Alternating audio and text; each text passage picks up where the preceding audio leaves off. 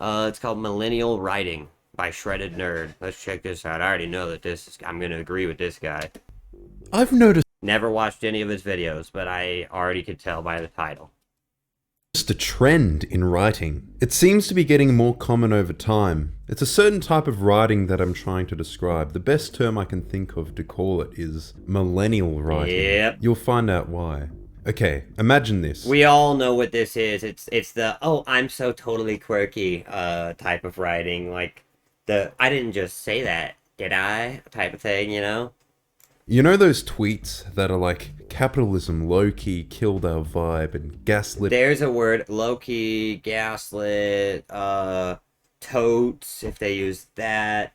These are all signs of millennial writing. A good sign of millennial writing, which I mean is millennial writing is bad writing, by the way. A sign that you could tell though if you're seeing millennial writing is if it's a based, like, let's say it's based in the future or based in a medieval times or whatever, and they're using modern slang and modern language, like they don't even try to create the world.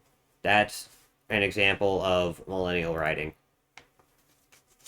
Us into being okay with our bosses and landlords taking our excess value. And then it has like 250,000 likes. I'm more so just referring to the Twitter style of speaking, the tone and affectation and Yeah. vocabulary. Now, have you noticed this style of writing in modern games?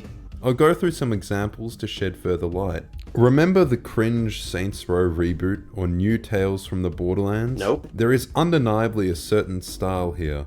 By the way, I'm using footage with credit from YouTube for these.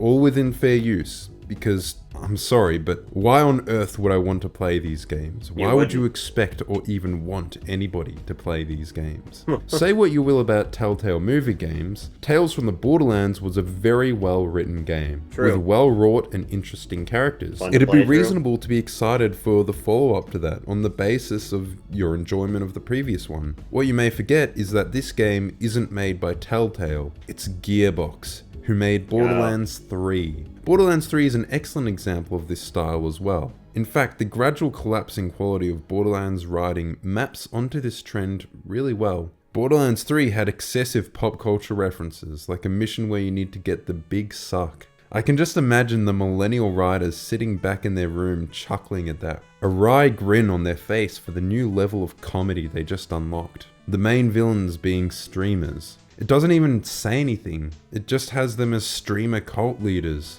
Like, Yeah. ooh, streamers are cult leaders. How so? At least have some sort of evidence of that or present a critique. None of the characters are really built up and there are no rewarding arcs. It's like the writers are entitled. They just That is what it is. It's entitled writing by rich kids who never actually earned their place. Most of the millennial writing, the thing is, in Hollywood and video games and all these places, nepotism has hit in such a high level that pretty much every game is made by just somebody's son, somebody's wife or something, like somebody's daughter, you know. Like it's we're not in a good place with big end corporations. That's why we see horrible decisions being made left and right. expect that we care about these characters. The moments in the game don't carry any weight or impact. Maya's death was so obviously avoidable and contrived. An obnoxious character like Tiny Tina was acceptable in I couldn't believe that people actually liked Tiny Tina. From the second I saw her, I hated her and thought she was annoying. And, like, actually, I never even liked the Borderlands games, to be honest. Borderlands itself was just kind of a shitty series. It was like, Borderlands was the start of the millennial writing, really. Borderlands kind of popped it all off. 2012, when we didn't know Hot take, Borderlands has never ever had good writing ever.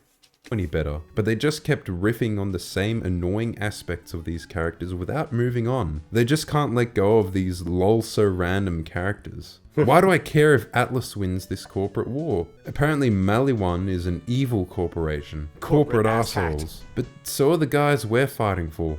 And the game just presents it as good and evil. They Yeah. naturally cap it off with a girl power ending, despite course. how poorly they resolved the conflict between Ava and Lil. That's the other thing is they just force in identity politics all the time when like Nobody fucking gives a shit about identity politics anymore. We just want a good story. We don't care about your message or what you're trying to say. We just want a good story and a good game. That's it.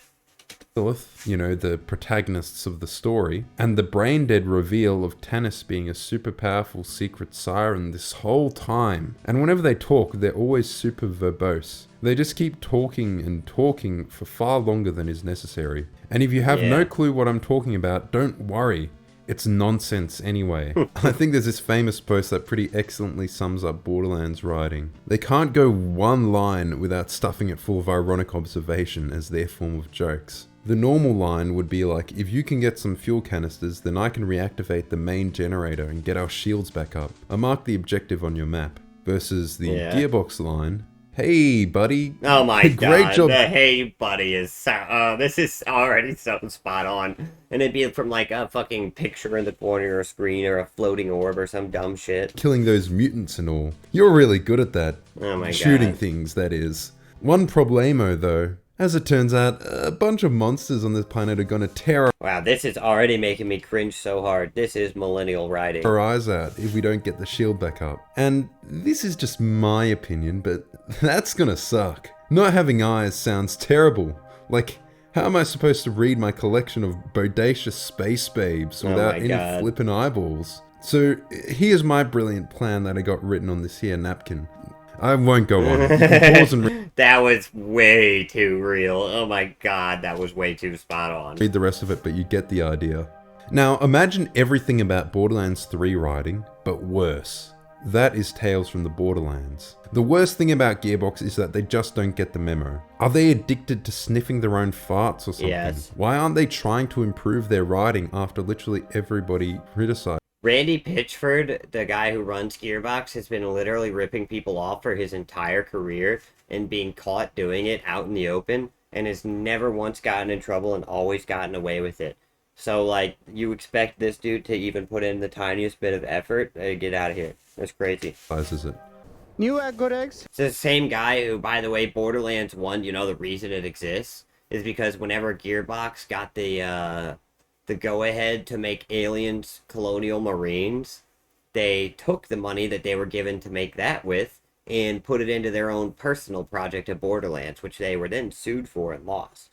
That's why Colonial Marines was so fucked up. It's because Gearbox took the money, scammed them out of it, and basically put a shadow team, a shell of a team, on working on that game so they could make their own game of Borderlands, so they could make their own money and have their own IP, which they did, and it popped off, and it worked out perfectly for Randy Scamford, and here we are, you know, still with Borderlands. Never really been a great series. It's always just been a gimmick. I honestly can't believe people like these games. It actually catches me off guard that people like Borderlands. It really does. Tootis. They assassinate the character of Reese. In fact, he's basically a different character entirely to the one from Tales. Yeah. Now he's the corporate arsehole, basically taking on the exact same role as his enemy in Tales. In Even Borderlands looking 3, like there him. was some gag about how his favorite frozen yogurt place got destroyed. Oh, that's it. Say goodbye to your favorite Frogurt stand. God. Not friends, Frogurts, anything but friends, Frogurts. I mean, they give you that. Oh, I can just imagine it. Some 30-something with an English degree paid for by their parents whose greatest trauma, besides getting trolled on Twitter, is their favorite food place, which they would visit in between sessions of making PowerPoints in their Mac, shutting down. And Yeah, dude. Jesus Christ, dude. Like, oh, fuck, dude. I have never even heard... I don't even know of anybody who has a frozen yogurt place, first of all, who has, like, a favorite frozen yogurt place, let alone would be upset if it got shut down. Holy shit. They brought that trauma into the game. Now, apparently they thought this It's a real blue-haired mentality. frozen yogurt gag was so funny that they had to revive it for the next game as the basis for one of the characters, as if it was some beloved gag. So this Frogurt place is on Promethea, a fictional planet that looks remarkably like San Francisco. And of course it's very diverse. Or rather, it reflects the demographics of San Francisco. If the point of representation is to introduce new and different viewpoints, then this is achieving the exact opposite of that. It feels like these stories only represent the experiences of young, wealthy, inner-city tech people from the coastal cities of America. That's pretty much any big budget game now. That's the only people who get to write anything. The only people who, because to pursue a career in writing, really, you either have to get extremely lucky. Like, you have to be really skilled, but also get extremely lucky. Like J.K. Rowling, who was still homeless for like a super long time before she sold her book.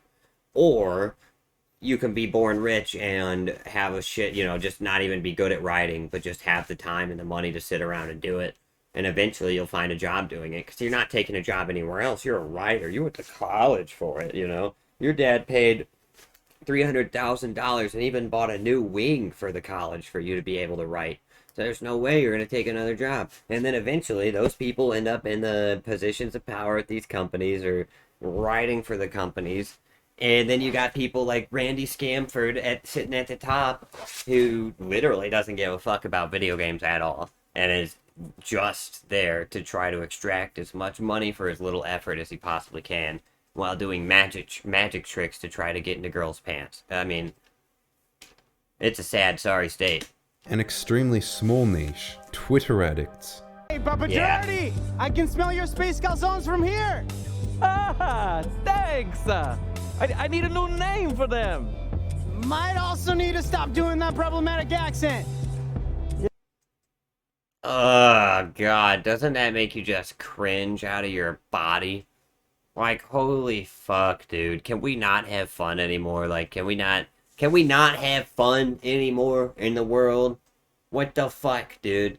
What the actual fuck? You can't do an Italian accent anymore? What the fuck, man? That's crazy. Yeah. Problematic. Get out of here. You're problematic, having a problem with everything. You know the kind of people who I find problematic? The kind of people who always have a problem. That's what I literally would always say at work. It's like, the kind of people who are a problem? They're the kind of people who have problems. That's what they are. I know. A lot of the references and lingo just... And for him to just, like take it in the ass there, that guy to just be like, oh, you're totally right. You're so smart and righteous and cool. It's like, I hate that. It's so dirty to me, because it's like this whole power fantasy that these people have. Because if they were to walk up to any person on the street and say that, you should probably not do that problematic accent, they'd probably tell them, well, you should probably suck my dick and go to hell. But in this video game, they can write their little power fantasy of how they say, hey, you shouldn't act the way I don't want you to act. I want to be in control of your entire life. And for this person who they've never met before or they barely know, to be like, you know what? You're right. You should be in charge of what I could say and do. I'm a piece of shit and you're so cool and smart and handsome and everybody loves you. We should give you the key to the city. Hey, you mind if I polish your balls while sucking your dick? Like, that's what they expect. It's crazy to me. Feel out of touch. Miss Johnson! Did you get a cybernetic leg? That thing's straight fire. God. It hurts to hear. Holy shit. Like, they're trying... Somehow that made the joke even worse. That went from me laughing at how bad it was and just, like, kind of hurting me to actually just making me disappointed in the world. To be younger than they actually are. A lot of the language feels like 5 years out of date. And there's a certain character design. The shaved on one side and long hair swept on the other. The brightly colored hair. Every time. It's extremely common. There are also adult characters who speak like children, or just generally speak in a really I called that Sandlerization, where if you're an adult who speaks like a baby, that's acting like Adam Sandler. And there's only one person who's allowed to do that, and he's the aforementioned person. Condescending or patronizing tone. While I examine this unimaginably complex and priceless alien artifact, you may wait outside and steal anything not nailed down. There was the new Saints Row reboot. That's so patronizing. Like, do these people think that people just want to be patronized too constantly? Like, when we turn on a game, after spending 10 hours at work, being talked to like we're a piece of shit by our boss, or we're going through 8 hours of school where some lady teacher is telling us that we're an asshole because we'd rather be outside being active. And now we go home, we hit our escapism, and we sit down, and now it's some person, some douchebag telling us that we're a piece of shit and that we need to listen to them. And, oh, well, why don't you guys go do your dumb caveman thing over there? Well, I do the big important thing. Nobody wants to hear that. Nobody. As well. We knew it was going to be. It's the whole power fantasy DM problem that these people have, where these people who are making these games, they don't see themselves as the character. They're not making themselves as the player character most of the time. And if they are, it's even more cringe. But what they're usually doing is the people around are the characters, are who they would be and shit like that. And they write them to just be like, your sidekick will actually be who they are. With like a DM PC who comes in when you're playing D&D, and the DM is like, oh, I want to play a character, so I'm going to bring in this guy, but I'm going to make him 3 levels higher than everybody else so he can be the most badass and everybody will love him. Like, nah. Terrible before launch, and we weren't surprised at all. They made the main characters into a bunch of broke college kids, and they're all dealing with student debt and rent and complaining about capitalism. They try to borrow some internet Look at that lingo. outfit. Look at that fucking stupid ass outfit. Doesn't that guy, like, if you saw that guy in the face, in the streets, on the streets, wouldn't you want to just, like, push him into a trash can? Like, doesn't this feel like the kind of guy who you would just naturally want to give a wedgie to? Or a swirly? Well, this is the dorkiest loser I've ever seen in my life, but for some reason they think that we want to play as this dude, or play even with him on our team. No, we don't. We don't want to play with multicolored fucking bow tie ass, big glasses having dork face over here. No, thank you. Like wage slave. They're super verbose. They do not stop haranguing the player with dialogue, and they use expletives like they're meant to be edgy, or they're just funny on their own. They always cuss like they're a 6-year-old who is using a cuss word for the first time. They'd be like, you damn shitter. It's like, okay, alright. Goddamn fucking shitballs on a stick with a side order, a mother-loving, shit-smothered, piss-covered ass crack! Yeah. It's like they get a kick out of swearing for no reason. Yeah. Also, it's super funny that characters are talking about their carbon footprint. Your carbon footprint always matters. Oh my So god. relatable, am I right, fellow millennials? People talk about that on Twitter, right? They really do talk about capitalism a lot. They don't really say much about it, though. They just say the word, and we're supposed to think. The thing is, when you start to criticize capitalism, and you get too far into criticizing capitalism, you can realize that while, yes, it is a flawed system, it is also the best system we have possible right now. I'm sure that there is a better system out there, and the issue really is that humans are too fucking greedy and fucked up to actually have a better system. The reason capitalism works is because it works off of our worst tendencies to try to turn them into good tendencies, to try to force them to become good tendencies, whereas every other governing system, realistically, besides for capitalism, it is idealistic. It goes off of the idea that the people in charge will always be altruistic, good people. And what you usually get is the same people who live in capitalism, the same dirty scumbags who end up coming to power. But because they don't actually need to provide anything of value, and because they have all this extra power, they end up taking advantage of it. So while capitalism is not a perfect system by any means, it is the best system that we can do, at least that we have available now. I don't even know. Like, wow, you're really culturally aware. Like, in the perfect world, in the perfect world where humans were not pieces of shit, like a socialist, a highly socialist system with a king would be, or an emperor, would be the ideal way. The issue is people suck. And so that's why that will never work. That's why capitalism has to be the thing. Because people suck ass. Yeah. I've told you before, the idols are trying to build a post-capitalist society where money is not a concept. The original series. So once you hit a post-capitalist society where money's not a concept, but you don't have the stuff required to, like, you don't have the infrastructure required to actually do that, well then where are you going at that point, you know? Like, because you have to have the ability to not need workers at all to hit that point. You've got to have no workers. Everything is automated. Everything's done by robots. That's the only way that you could and that includes distribution. That includes creation of the product. Everything has to be done automated for this system to work, and then also has to be run by an altruistic AI, which can't possibly exist because an AI has to be programmed by a person. Even if it's programmed by an AI, that AI was programmed by a person, so it's always going to have a bias towards something. This system will never work for humanity. Not at least for the next 100 years. Maybe in 100 years we can actually get to a post-capitalist, post-scarcity society. But we're nowhere near that yet. We're still figuring out what national sovereignty means. It started as a GTA clone and got progressively more wacky and outlandish. The humor was extremely crass. It recognized the absurdity and cranked it up as high as possible. It was self-aware before self-aware humor became really tight. Saints Row 3 was the last good Saints Row. I mean that with my whole ass.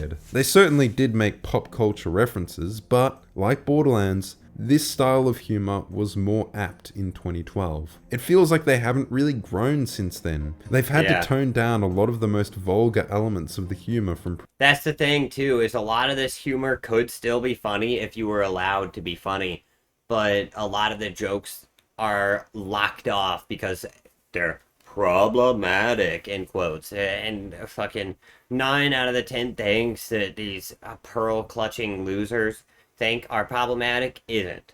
9 out of these 10 things, if you were to say a joke about a type of person to that type of person, they would laugh. Some of my favorite jokes that exist are white jokes. Like jokes about white people. I'm a white person. I think they're hilarious. When Dave Chappelle comes out in whiteface and does a sketch, I think it's freaking hilarious. So, I don't know. I just think people are too worried about what other people think, and they want to feel bad for other people or whatever. They want to feel like a hero for doing it. I'll second that. Yeah, exactly. Like, I don't know. You could make basically any joke to me, and it would not hurt my feelings. I love when people joke about British things. Yeah, exactly. Like, you guys didn't have any good food until you started importing the other world.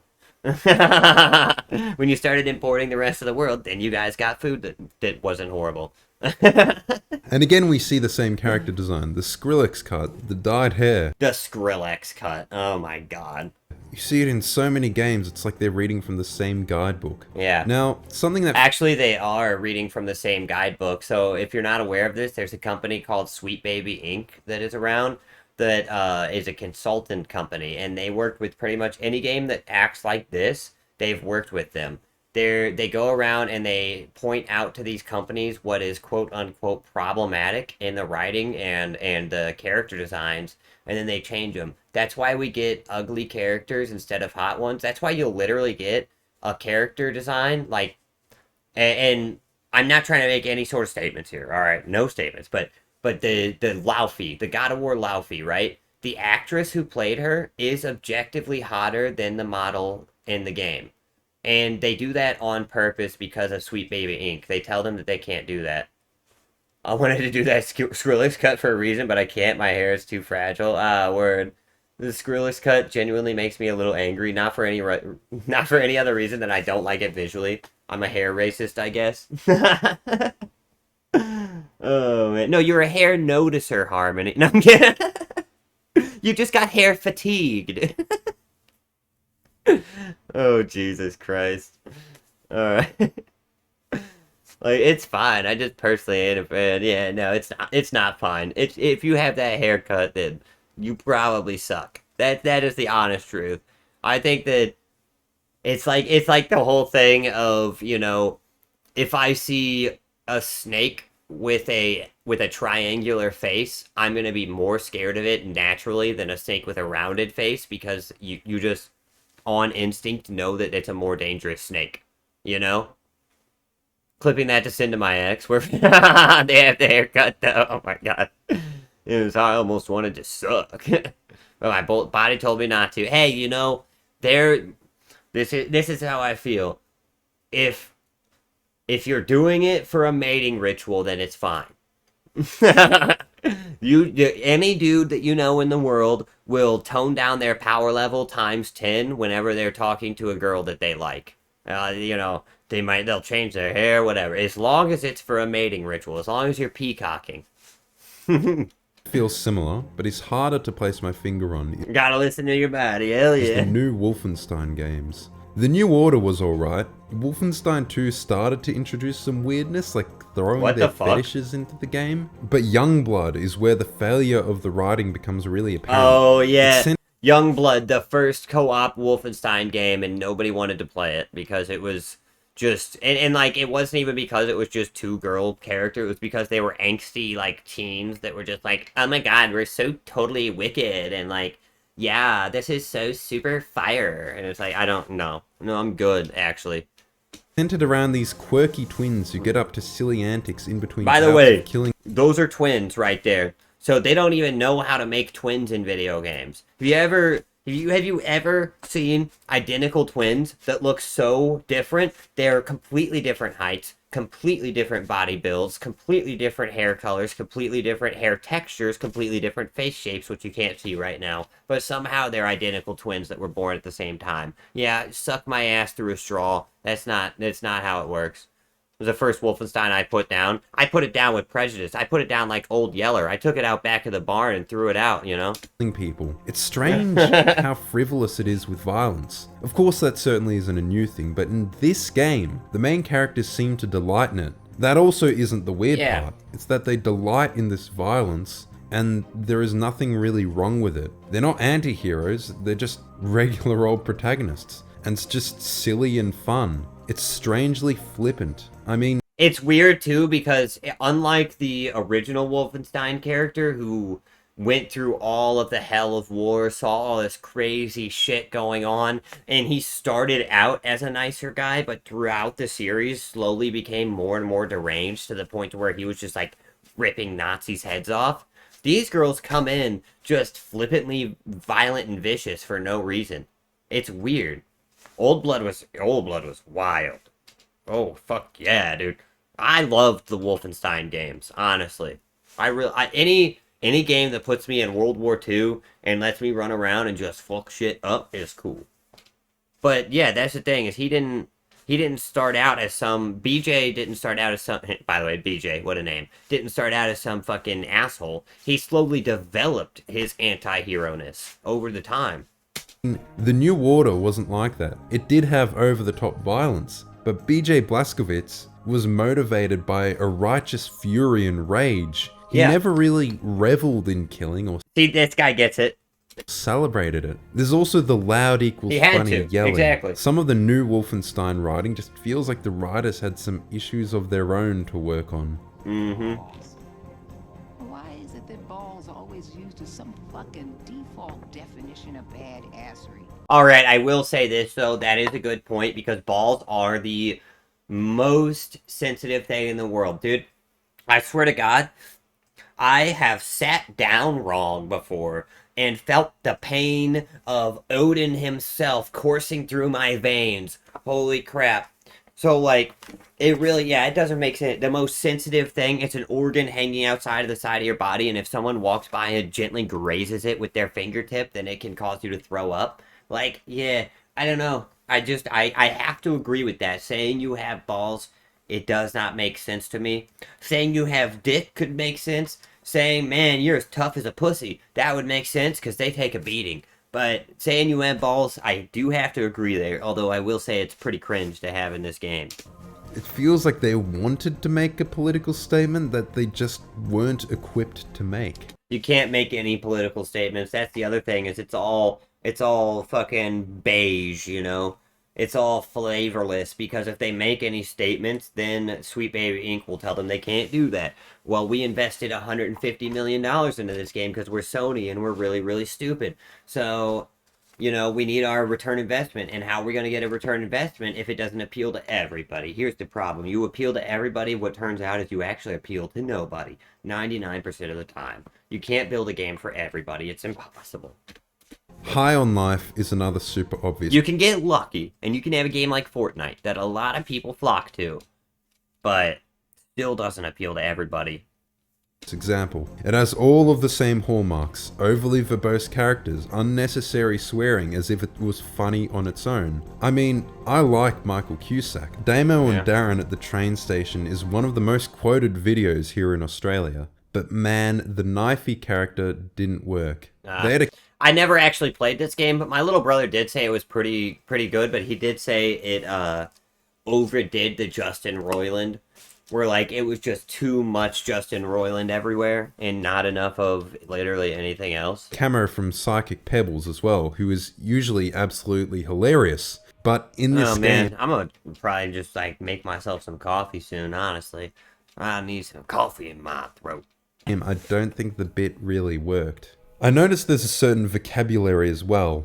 It wouldn't be unusual to hear words such as weird or shitty. And it is weird that the dude who, well... kind of shitty too. You know what he did. Is calling anyone shitty. This kind of dialogue is really common. I feel like High on Life could have done with an editor. Somebody to cut like 90% of the dialogue, only leaving the best stuff in. Yeah, but if you cut 90% of the dialogue, the game wouldn't be the game. The thing for High on Life was that it never shut the hell up.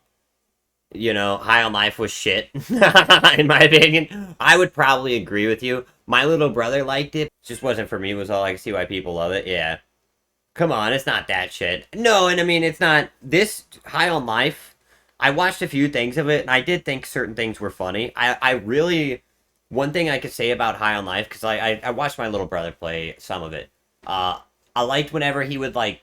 Certain things, like, for example, he would pause the game, and then he'd walk away for, like, 10 minutes, and then he'd come back, and the game would be like, dude, you paused this for way too long. Were you jacking off or something? Like, that's funny to me, you know? Or the scene where it's like, hey, wait here for 1 hour, and then you can get out. And there's a clear exit to the side, but if you wait there for 1 hour, every like 5 minutes, another thing will happen. And when the hour finally ends, the door starts to open, and then it breaks, so you have to go out the side anyway. Like, that shit is funny, but it definitely overdoes it for most people, I feel like. It overstays its welcome. It's a good game, it just wasn't made for me is all. Yeah, I feel like it's a niche audience. And that's what's good about it, though, too, is that it wasn't made for everyone. High on Life was made for a specific, like, group of people that really enjoyed it, and that's what makes it a beautiful game, you know? Whether I wanted to play it or not, whether I would have liked it or not, is irrelevant, because they did. They bought it, they liked it, it even got a sequel because they liked it. That's the kind of shit I like, you know? As of right... They tried something new. They did, and I can really respect that. Now, it seems like they believe that annoying equals funny, similarly to loud equals funny. Destiny 2 seems to have taken on some of this writing as well. See, I don't agree with this dude's take on High on Life in that way, just because it does... High on Life feels like it was specifically written to be what it is. So, like, it like, what Harmony's saying I can agree with. It's like, it wasn't made for me. I wouldn't have really enjoyed it. But, High on Life was actually written to be kind of cringe and kind of over-the-top writing and annoying. So, I don't know. I don't hold any of that against it. Destiny's a scam. Hell yeah, Bray is starting to sound like a Borderlands character. My security frames are overrun. Borderlands was never good. There's not a single good Borderlands game. None of that sounded like, Anna, please help me. I need you. They're killing me. Ow. Ugh. A simple yes would satisfy. So quirky and sardonic. This type of delivery sounds... It's actually what's ruined a lot of, like, serious shows, too. Like Star Trek, now, they do stuff like that, when back in the day, if somebody would have said something like that to their superior officer, they'd be put in the jail cell. But now, they don't. What do you mean, 2 is top shit? I mean, I would definitely use the word shit for it, but I just wouldn't use the word top. I don't like those games. I think the writing is bad and annoying. The gunplay is awkward and unimpactful. Every gun is a copy of itself. The skill trees are meaningless. Your character that you pick is always stupid, and they never have any of the powers that I would want to play as. I mean, literally everything about those games, every single one of them, is bad to me. There's not one redeeming aspect to any Borderlands game that I like. Not a single redeeming aspect in my eyes. I can see, people are allowed to like what they like, and that's fair, but fucking hell, I hate Borderlands. Just the most boring, worst game series of all time to me. Yeah, I enjoyed Borderlands too, but I think it's because I played with 2 other friends. I couldn't even play it with friends. I tried to play with a full group and still hated it. Oh my god. Destiny 2 is 100% a scam. We also cheated like fucking Borderlands 2.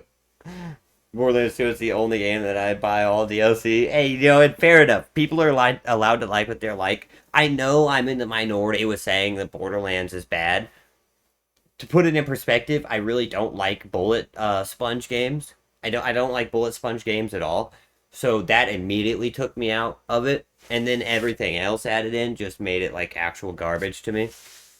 Condescending. It reminds me of the boss from Office Space. Yeah. But also, you guys are objectively wrong, and I am objectively right. No, I'm kidding. If you could just go ahead and make sure you do that from now on, that would be great. I'll be honest, I do not see the appeal. And, I can't really bring up Millennial writing without at least mentioning indie Earthbound-inspired game that's secretly about depression and mental health. These tend not to have the exact same tropes. Now that I think of it wouldn't be unusual. I was a gunzerker. Yeah, the dual wielder. Yeah, you see, and that would be cool if he could actually dual wield his guns, but instead he can pull them out for 5 seconds, shoot him a couple of times, and then put them back away. Like, I don't know, dude. I don't know. Not for me. To find similar stuff in indie games. It's just that people in the comments are going to bring this up if you're going to talk about Millennial games. Like, all of the abilities just seemed like a non-ability. Like a secondary. It didn't feel like some badass ability. It felt like some secondary shit. Like, until the DLC came with a melee class, the Psycho. Yeah, I mean... I get it, but jeez, I played with the turrets person, then switched to melee. Or I don't know. I just felt like every character, like even in the first one, right? I played as the giant dude, the big fist fighter, and it was like, yeah, you can play as a fist fighter, but you can only punch people for 10 seconds out of every 3 minutes, and it's like, oh well, then I'm not a big fist fighter. I'm just a big target. So I think I'm starting to get a picture of it. The hallmarks of this style of writing that stick out to me from these and many more examples. The aforementioned vocabulary. Also, the cars control like shit. I hate the way they control. Shitty, weird, gross, icky, yucky, yikes. My dude, my guy, y'all, and of course, decent human being. Ugh. Another millennial phrase I tend to hear is, the bar is on the floor. It's funny how a lot of these phrases are kind of childish. I'm not sure whether they're trying to be condescending and infantilizing to others, or whether they are themselves infantilized. They so often sound... I really, really think that what it is it's a power fantasy that they're writing. It's just a power fantasy. They don't understand how cringe they are. They don't even know what the real world is like. Most of these writers these days, whether it's a critic writing something or a reporter writing news articles or a writer for a video game, they're all the same people. They're people of like moderately wealthy children or extremely wealthy children who just had the opportunity. They were able to go to college for 4 years without any real ability to write. They didn't have to work hard like J.K. Rowling or J.R. or Tolkien or whatever, George R.R. Martin. They didn't have to work hard like any of them. Their parents bought them the pass into the place. So those are most of the people that are writing our stories now, and that's why we get shit like this. It's some fucking 25-year-old daughter of a millionaire drinking her chai tea with her fucking Skrillex blue hair, sitting around thinking about how the worst thing that ever happened to her is when her favorite frozen yogurt stand got shut down and her dog peed on her floor that one time, and how it's just so totally random all the time, you know? Like, that's who's writing our stories. That's why they all suck. Passive aggressive. Another millennial phrase that annoys me is do better or be better. Ugh. Again, talking down to you. It's insanely condescending. It just seems like a failure to grow up. A lot of the humor seems like it's from the people who've struggled to grow up since 2012. True. It seems like they're emotionally stunted. And this is probably just me reading into it. And I see a lot of crossover with the being emotionally stunted and all of the pop culture references. It seems like some kind of identity that they're trying to cling to, that they can't let go of. I mean, Fallout. Kevin Smith, dude. Holy shit. What a fall off. Kevin Smith was almost usurped Seth Green for King of the Nerds, and then he repeatedly made garbage for the next 10 years. Fucking the He-Man series he made, where he said he was this giant fan of He-Man, and then he made the series and it just shat on the lore the entire time.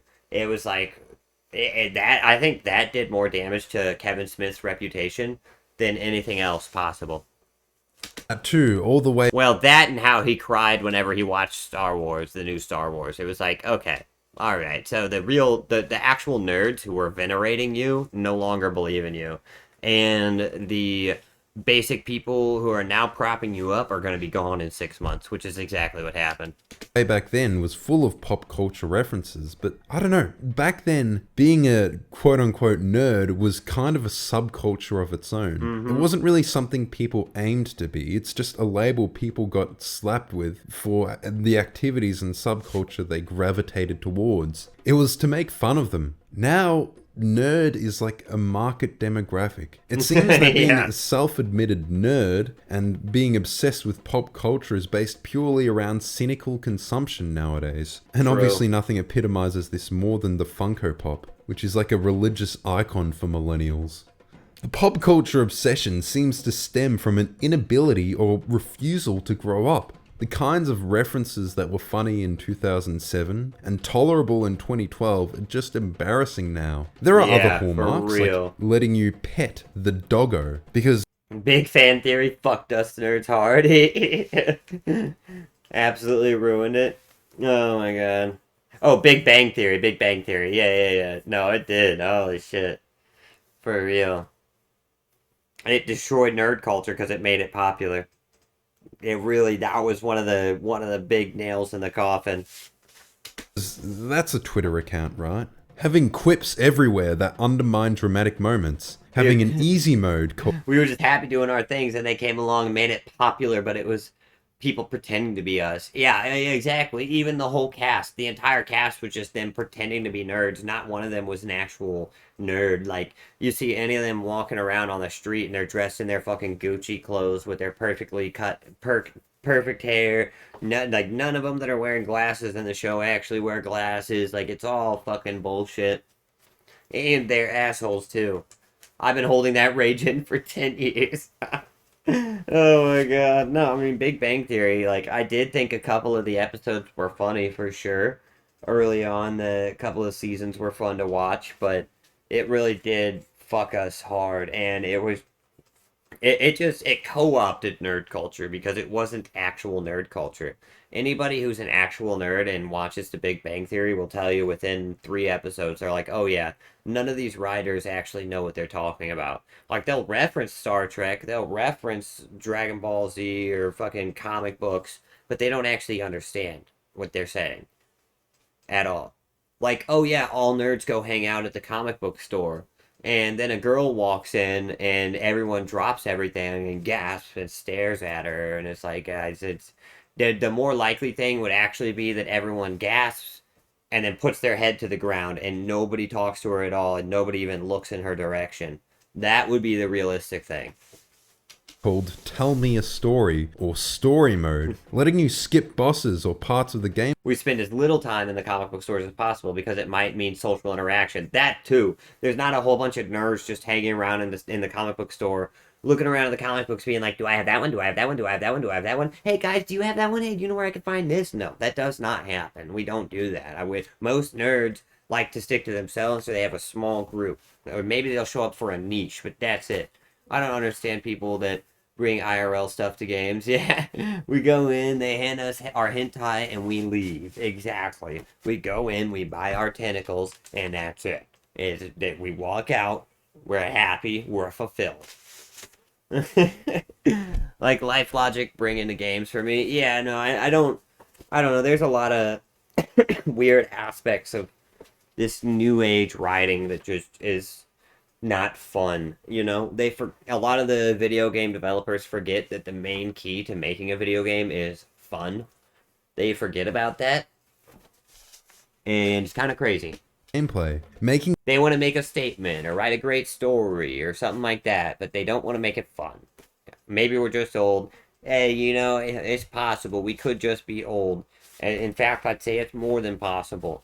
But at the same time, it's like, how, I don't know. I see people who are between 20 and 30, like usually like between 20 to 26, who enjoy this kind of shit, this millennial writing, this bullshit that nobody cares about. But every single other generation outside of that hates it.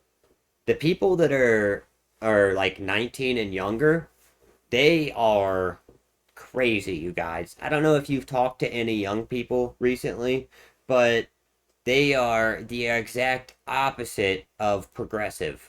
They have really hit the full swing of the other end of things. And you think about why. It's because their parents were the millennial cringe progressives with the Skrillex blue hair, sideways hair swoop, and they don't like their parents because they're annoying, so they went the full opposite direction. It really has happened. For me back in the day, I can't wait to press F when playing Psycho and do maniac sounds and throw my axe.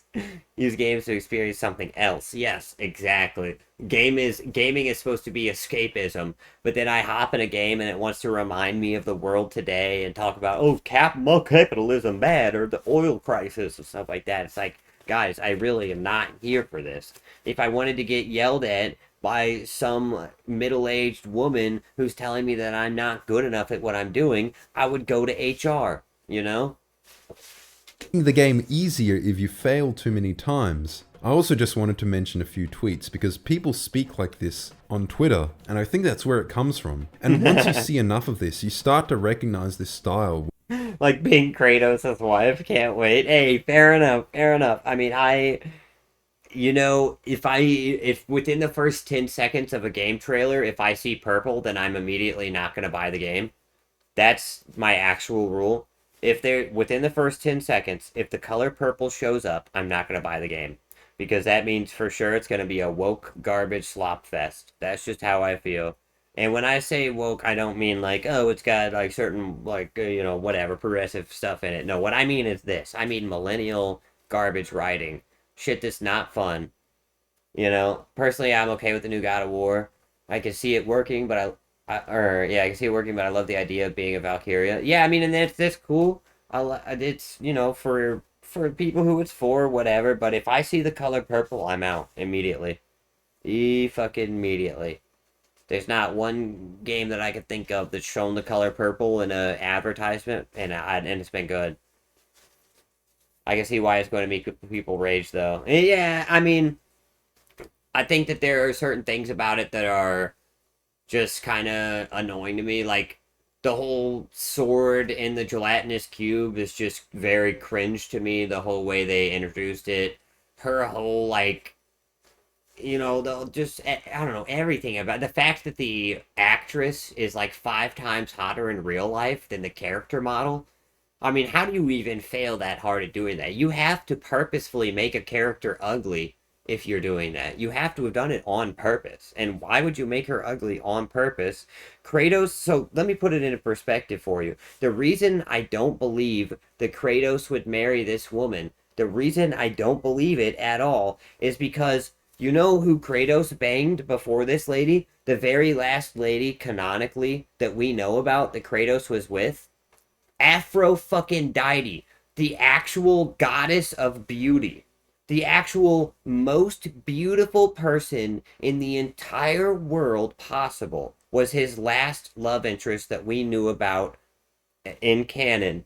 But now we're expected to believe that he married this mid-level lady who's, let's be fair, she's not ugly. Even her character model isn't ugly, but it's not hot either, and it messes with my head. Also, the fact that it's like, well, she's older or whatever. Kratos married an older woman. No, she's fucking not. She's a god. She's a god. She's immortal. She does not age. She's not older. This is just what she looks like. She just looks like a middle-aged woman for no reason. Like, there's no reason for any of this to be what it is in my eyes. And then you look back at Kratos whenever he talked about his wife, his first wife previously, who he called he literally said she was the most beautiful person ever, even more beautiful than Aphrodite. He said that.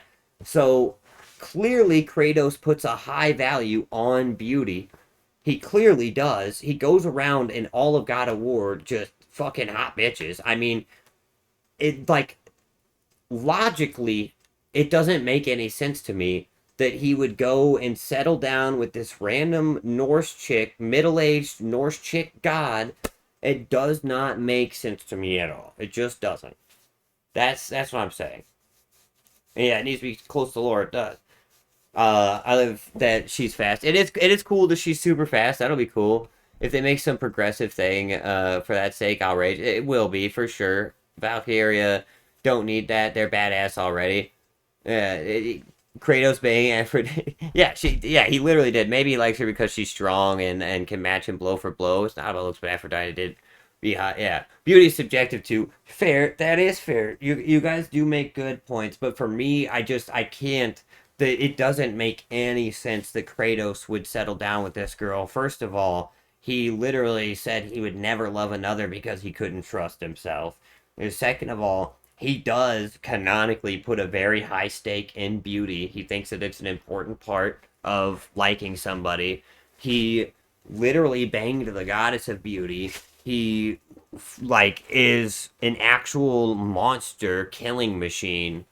Like, this is not, and it's not like Kratos is some good guy, you know, who is craving redemption and craving to emotionally connect with some lady. Kratos is a piece of shit. Kratos is a monster. He's a god of war that when offered to help a god or to take advantage of a god for his own twisted pleasure, he'd choose the second option every single time. But for some reason, this guy decided that his emotions, his feelings, he just feels so much for this random chick that he's gonna marry her. I do not believe it.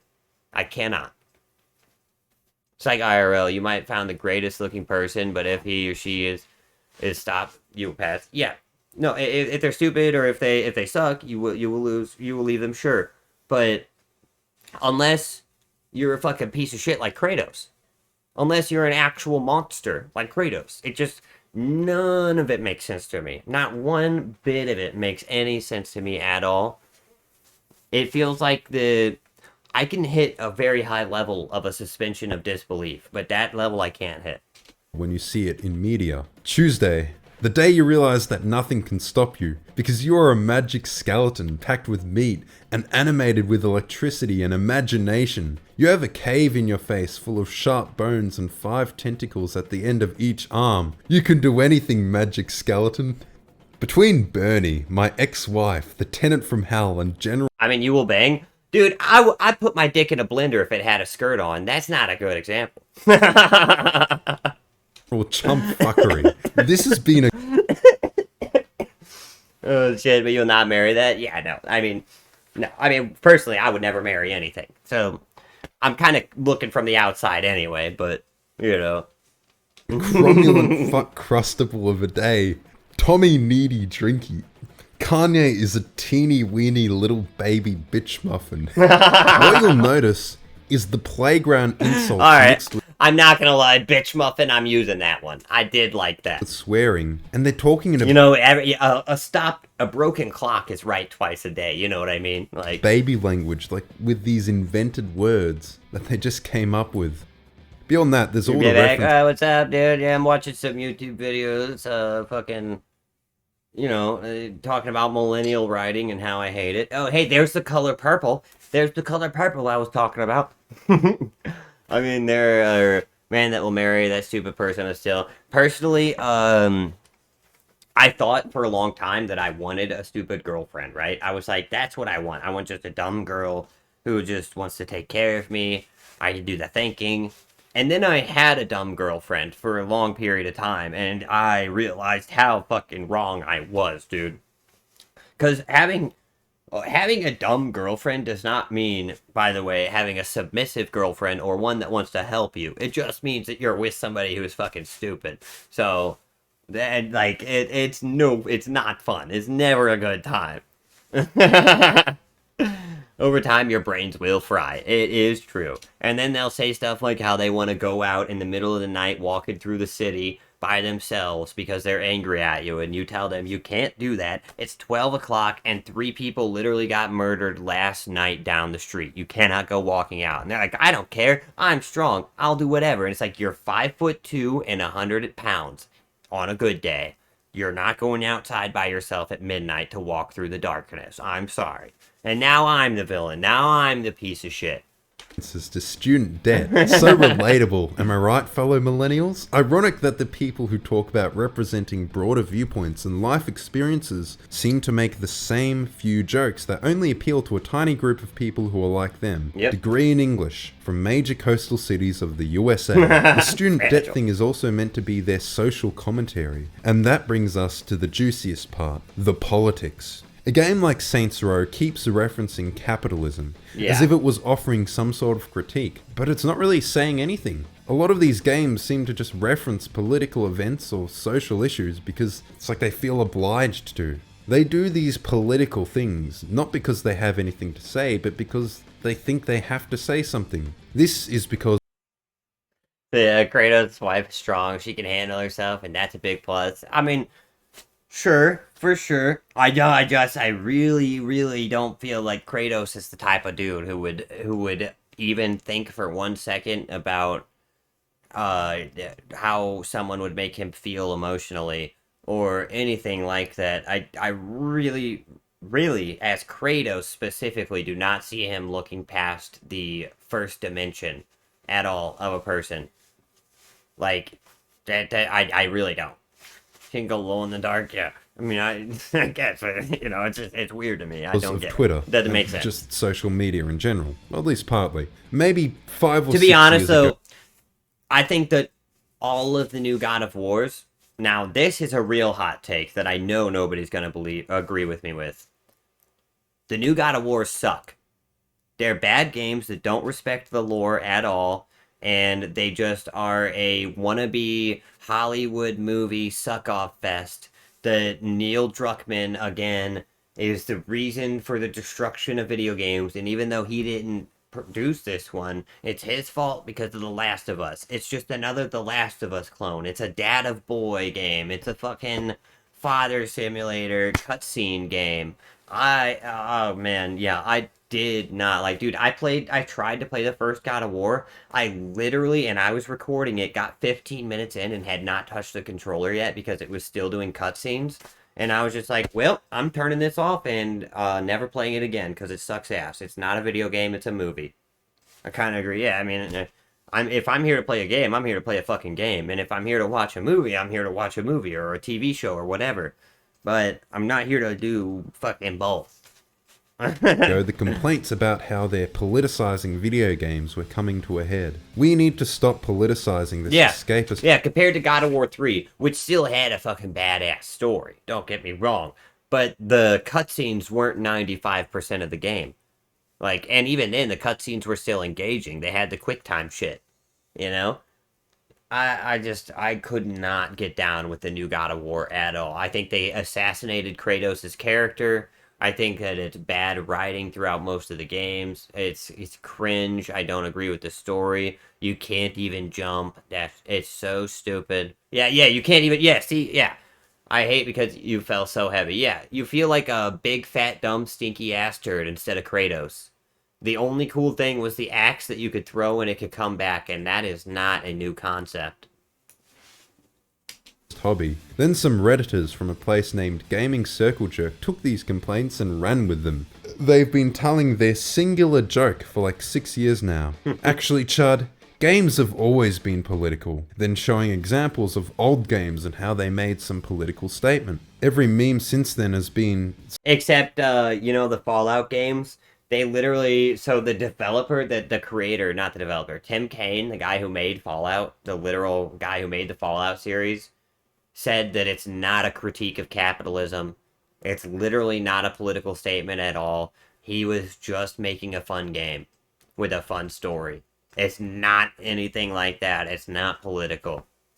Like, some so these millennials can say whatever they want, but they're wrong. Variant of le gamers, le politics? It's also paired with the statement that all art is political, and games, as art, are making a political statement, even if they don't overtly comment on anything. Saying nothing is a sign that you tacitly affirm the status quo. You aren't fighting hard enough against capitalism if you aren't speaking out against it. And it seems that they've reached game devs with this message. I think it's a common enough sentiment that many game devs feel obliged to say something, to make a statement about politics, even when they don't really have anything of value to say. And it shows. Oftentimes these political allegories and references to capitalism just feel phoned in, like in Saints Row. It isn't really saying anything, it's just making the references because I guess it looks like that's what people want when you look at social media. Am I right? Do my moots on the Bird app agree with this? We talk about this all the time. Same with Borderlands. It's maybe trying to make a statement about evil corporations. Corporate asshat. But you fight. It's like, how can you make a statement about a corporation and how the corporation is evil when you're literally working for a fucking scammy corporation run by an actual scumbag who goes out and tries to do magic tricks to try to pick up girls. Like, it's fucking weird. And steals money from the Alien franchise to make Borderlands in the first place. The only reason Borderlands exists is because Colonial Marines was stolen from. These guys were given the rights to Colonial Marines and given a bunch of money to develop it, and they stole the money and then spent it all on Borderlands while pretending to spend it on Colonial Marines. By the way, they got sued and lost for this. But the only reason Borderlands exists is because they literally stole the money for it. Literally. For a reason, I have God of War Ragnarok, but I don't want to rush to play it. Yeah, I get that. Some games, if you're into the series, if you're into those games, more on you. Good for you. But like, those are not for me. They're not for me at all. Fight for corporations the whole time. And I just want to take a moment to compare the capital P politics in games versus how old games would present political issues. In all those older games, it was more of an idea that was presented. It was often aware of the nuance, and it didn't force your opinion on the matter. It'd perhaps present you with a choice and an ethical quandary to bring you to question your own beliefs. It respected the player's intelligence. Of course, the writers of those games had intent. They would frame things in such a way that the writers of those games had intelligence too, which is something that's sorely lacking from today's development scene. That it made their ideology seem favorable. But it'd never force your hand. And it never felt like they were trying to force any message. The political message that could be gleaned from the game arises naturally as a result of the setting. Contrary to what Redditors claim, Fallout was not created as a political Not I hate it, but in time I'll play it. It's not horrible, but it still have a great looks, but still, yeah. Yeah, I don't know. I could never get through those games. I could never, like, even the new Spider-Man games, I couldn't get through. Too much of a cutscene game. Also, actually, I'll tell you, the moment I turned off the new Spider-Man game was whenever the second time it forced me to play as Mary Jane and do a stealth segment with no superpowers. I was like, oh yeah, I'm uninstalling this. Fuck this. I thought I put in Spider-Man. I didn't put in the game Mary Jane. I put in the game fucking Spider-Man. If you make me play as a character that's not Spider-Man in the Spider-Man game, then you can go to hell and die. I don't know. No, I did not put in Mary Jane the video game. Fuck off with that shit. allegory. It was, first of all, a dumb, absurdly violent, ridiculously bleak game with crazy guns and mutants. True. There were of course ethical quandaries and political dilemmas presented as part of the setting that could be applied to the contemporary world. It never portrayed communism favorably. It didn't really say much of any. Venom is the exception. Alright, yeah. Yeah, the GameCube game, whatever, Amazing Spider-Man or Ultimate Spider-Man, where you could play as either Spider-Man or Venom, was sick. That game was tight. But, I mean, Venom is just pretty much playing as Spider-Man, but, like, evil, you know? So, that doesn't really count for me, personally. That still kind of feels like it. You really hate to play with when I'm dead? No, with the Mary Jane thing, that is specifically because I went from playing as a super-powered superhuman to playing as some dumb fucking idiot with no powers who sneaks around and who shouldn't even be there in the first place. Like, who has no part in the story. And to be fair, Mary Jane, there's only 2 versions of Mary Jane that ever existed in the comic books. There's the Mary Jane who is a total slut. That's one of them, who just literally sleeps with all of Peter's friends throughout the entire comic book. And I don't mean all of them in a, I'm not like, you know, exaggerating. She literally sleeps with every single one of his friends. Or there's a Mary Jane that's a total Karen buzzkill. Those are the only 2 Mary Janes that actually exist in the comic books. Like, really, really. Those are the only 2. So, I don't really like Mary Jane. I'm more of a Gwen Stacy fan. Honestly. Symbiote Infect Spider-Man, even better. Yeah, Symbiotic Spider-Man is sick. That is. Maybe the PS2 version of Spider-Man. She cute. Yeah, what? Yeah. Yeah, no. Fucking Mary Jane is a bitch, dude. Best part of Spider-Man games were just roaming around and exploring. I don't remember a single thing about the story. I don't remember anything about the story. But I do remember, let's see, let me just, can I duplicate this so I can just search this real quick? I do remember, again, political. Yeah, I'm not trying to continue that right now. Let's see, this song and this mission. It's raining so hard here, damn. I remember this.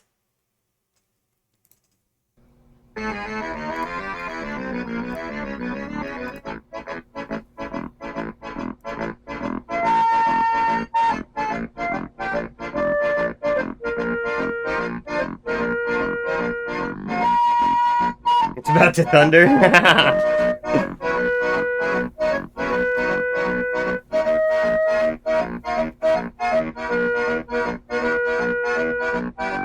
This was the hardest fucking mission in this game. You were delivering pizzas, and it kept getting faster because you kept running out of time. This is from the Spider-Man 2 video game. This is the theme for whenever you're delivering pizzas. And it was the hardest fucking mission in the game. Yeah, it literally just keeps getting faster.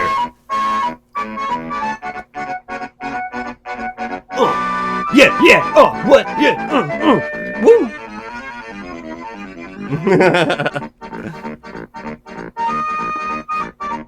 The hail's like 1 centimeter big. Holy shit.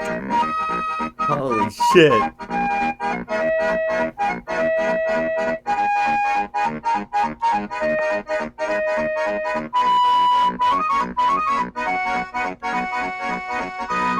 Oh, that made me dizzy. Whoa. It stopped now? That's weird. And that's what it does when you lose. It makes that sound when you lose. That's pretty much the only thing I remember from the Spider-Man 2 video game on PS2. But, yeah, amazing. You know, one time, Harmony, I was driving, down the road, and it was pouring rain. And then, all of a sudden, out of nowhere, it stopped. And then I stopped my car, and I looked behind me, and there was literally a wall of rain, like pouring rain. I'm not just talking about like a drizzle, like directly behind me, a wall of rain. And I'm sitting there literally like 2 feet away from it, completely dry, standing outside of my car just looking at it like, what the actual fuck is happening here? The weather is crazy. 1 centimeter is fucking huge, dude. At least that's what the ladies tell me. anything about it. It was mostly focused on America and American culture, and any of the critiques rose out of that setting. Now compare it to the politics in current games. It often feels like a cynical reference. Look, okay? I may have a 3-inch dick hard, but I make up for it by having absolutely no stamina whatsoever. To current thing. It's often things which do not suit the setting. It never explores any ideas in depth. It simply tells you things, rather than presenting something and allowing you to think about it. I think... So that line, by the way, my buddy back in the day used to pull so many girls with that line. With the, I may have a 3-inch dick hard, but I make up for it by having absolutely no stamina whatsoever. He would pull girls with that all day, and it blew my mind. It literally blew my mind. I was like, how? That doesn't even make sense. I experienced that once where I expected my superpowers finally appeared. Oh, man. My superpower is just being slightly disappointing to the people who know me.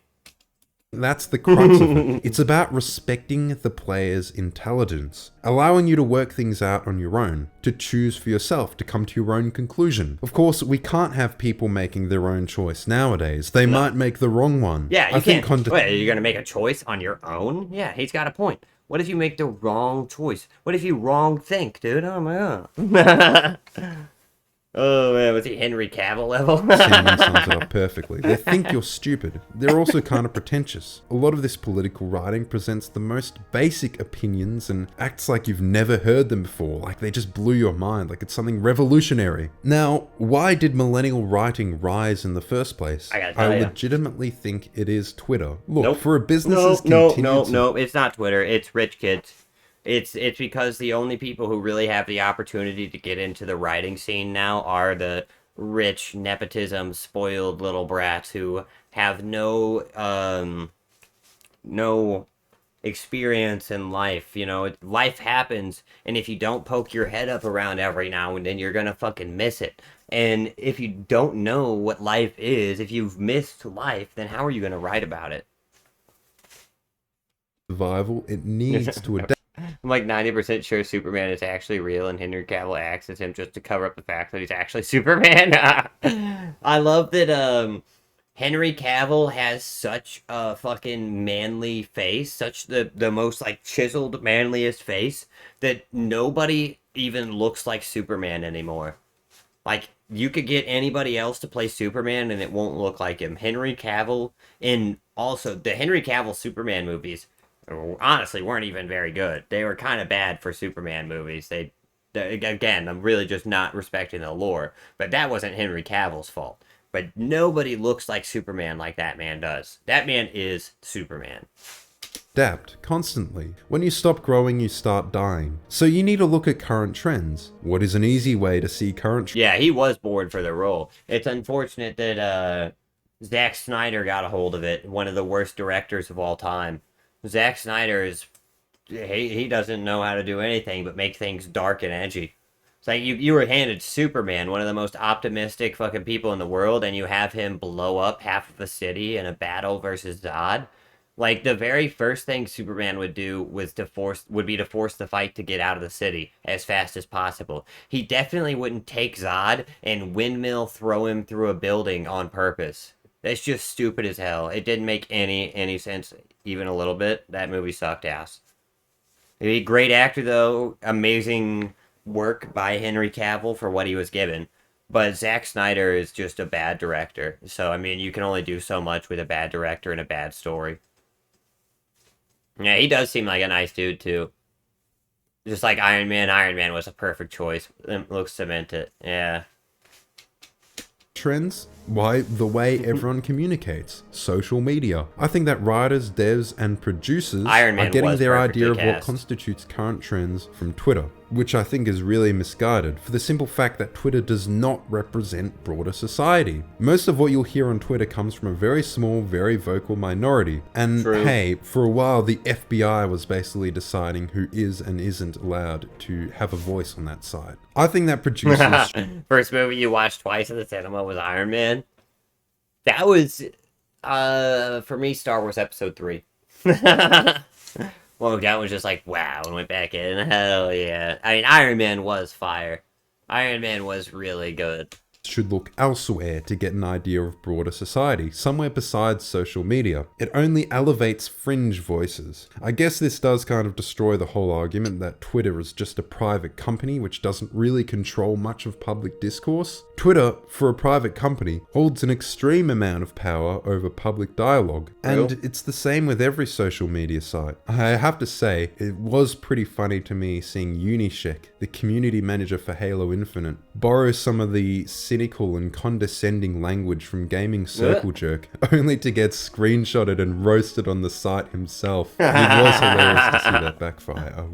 I do think that there is kind of a problem that there's like 4 billionaires that own our entirety of free speech. Like they actually own it. But what are you gonna do? Hand it over to the government, who you can't? You can trust the government less than you can trust a billionaire, which is absolutely insane. Because billionaires, you cannot make $1 billion without being a bad person. You literally have to be a bad person to make $1 billion. If you have $1 billion, you are a bad person. It's just a fact of life. And yet somehow we could still trust them more with our fucking right to free speech than we can the government. It's actually insane. Will admit. So, in all, I guess the advice I'd give to producers is the same advice I'd give to everybody. Unplug. Shut off social media for a bit. Live in the real world. And maybe take the dick out of your mouth for 1 second to pay attention to what's happening. And don't be so condescending. And get to the point. Please subscribe. Thank you all so very much for watching. And goodbye. You can do anything, Magic Skeleton. Well, that was a really good video. ShreddedNerd, who's that by? Yeah, a very good video. I like that a lot.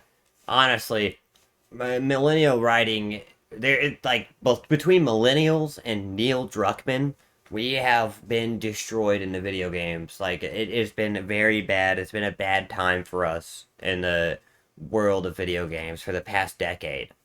I think we're just now starting to get away from that. And the only reason we are is because indie games are able to exist now on like a AA games, not just single A games, but because like before indie games were still a thing, but it was like pixel art every time. You never really got an actual full game that was an indie game. But now we're getting actual fully built games like Valheim, like Power World, stuff like that are indie games that are actually like bad ass. And it's scaring the hell out of these AAA developers, but not enough for them to act right. The thing is, we used to buy their games because they were the only option, and they don't realize that. They thought that they were doing the good thing, pushing all these different narratives and making our games watered down, and instead of making them for us, they were making them for nobody, and they thought they were doing a great job with that. But the truth of the matter was, we didn't have any other options. If you were a gamer, you had to buy those video games because they were the only ones that existed.